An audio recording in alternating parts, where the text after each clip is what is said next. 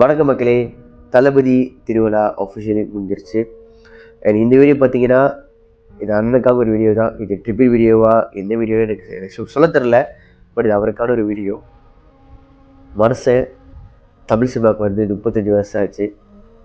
And S 35 இயர்ஸாக நம்ம entertain பண்ணி எனக்கு கடைசியாக மனசோட சொன்னார், he gonna live the cinema. அவர் எப்படி தான் சொன்னார், 35 வருஷமாக என் கூட நீங்கள் இருந்துட்டீங்க, இது வரும் 35 வருஷம் வந்து நான் உங்களுக்காக இருக்க போகிறேன். எனக்காக எல்லாத்தையும் விட்டுட்டு வந்த நீங்கள் உங்களுக்காக என் சினிமாவை விட்டு கொடுக்குறேன் அப்படின்னு செலிபிரேட் விட்டார். என்டையர் க்ரௌட் வாஸ் லைக், எந்த வார்த்தை வந்து அவர் வாயிலிருந்து வரக்கூடாதுன்னு எதிர்பார்த்துக்கிட்டு இருந்தாங்களோ அது கடைசியில் அவர் சொல்லிட்டாரு. ஸோ இதான் அவர் கடைசி போனோம். ஒரு மாதிரி ஹெவி ஹேட்டட் தான் இருக்குது. எஸ், என்னோட தளபதி ஃபேன். நான் யார் ஃபேனும் இல்லை தான், ஐ சினிமா ஃபேன். பட் இதுமாரி ஒரு லெஜண்ட்ஸ் வந்து இப்படி அவங்களோட அந்த எண்டிங் டைம் வரும் நினைக்கும் போது ஒரு மாதிரி வருத்தமாக தான் இருக்குது. என் தளபதி ஸோ ஏர்லி, இதை கேட்டால் ரொம்ப ஏர்லி. இது இன்னும் டைம் இருக்குது, ஆனால் ரொம்ப டைம் இருக்குது. பட் அவர் வெளியாக சொல்கிறது ஒரு மாதிரி பாரமாக தான் இருக்குது.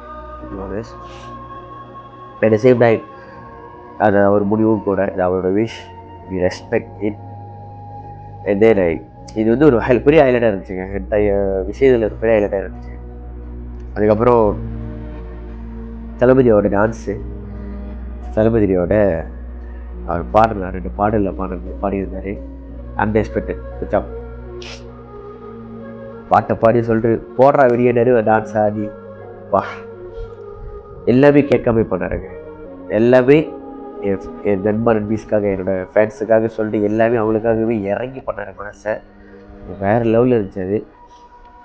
எந்த சில விஷயங்கள் நான் எது கேள்வியெல்லாம் கேட்டிருந்தாங்க, அது ஒன்று அதுக்கப்புறம் நீங்கள் பார்ப்பீங்க. லைஃப் டெலிகாஸ்ட்டில் விடுவாங்க ஜி தமிழ், அவங்க ஏற்கிறாங்க போல் பாருங்கள். என்ன முடிச்சிருச்சுன்னா, உங்கள் இடத்த ரீப்ளேஸ் பண்ண போது அடுத்தது யாருன்னு அது மாதிரி ஒரு விஷயத்த வந்து கேட்கும்போது அவர் என்ன சொன்னார், யார் யார் எங்கெங்கே இருக்கணுமோ அப்படின்னு சொல்லும் போத ஆஹா ஓகே ஓகே அப்படி இருந்துச்சு. இதெல்லாம் சஸ்பென்ஸ், இதெல்லாம் ஹைலைட்ஸு, இதெல்லாம் நீங்கள் வந்து வெளியாகும்போது நீங்கள் பாருங்கள். எனக்கு வேறு என்ன சொல்கிறேன் எனக்கு தெரியல. ஜனநாயக படம் வரும்போது கண்டிப்பாக நம்ம சேனலில் எஃப்டிஎஃப்எஸ் ரிவ்யூ ஃபஸ்ட்டாக வந்துடும். மறக்காம எல்லோரும் ஃபாலோ பண்ணுங்கள், பாருங்கள். இதோட பார்க்கலாம். பாய்.